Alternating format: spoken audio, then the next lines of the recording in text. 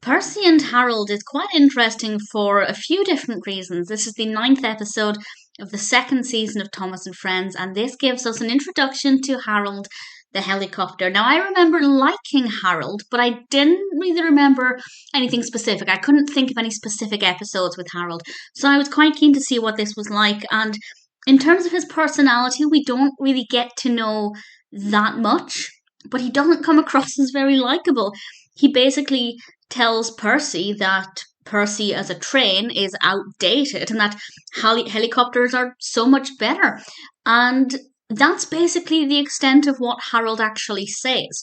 And Percy's obviously not very happy about this. So one day when Percy is driving along, he happens to see Harold, and his driver says to him, "Let's race." Now that's unusual. It's unusual for the human characters to encourage any kind of mischief or potentially dangerous behaviour. So I thought that was quite fascinating. And I won't say who wins this race, but it actually didn't take the direction I was expecting. And I found it to be quite fascinating. But even with all of this, I still don't feel like we got a true sense of who Harold is or what his personality is like. So I'm keen to see more with this character and see if it jogs any memories of specific episodes. But so far, this one didn't come back to me. I was very curious to see how they'd make Harold fly and how that would look.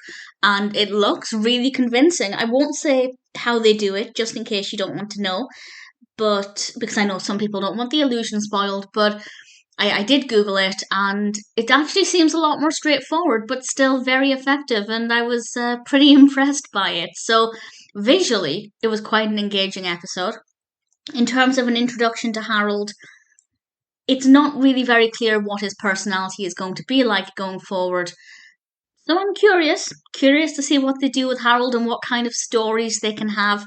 But as an introduction, Percy and Harold isn't too bad. Definitely, it's not a bad episode.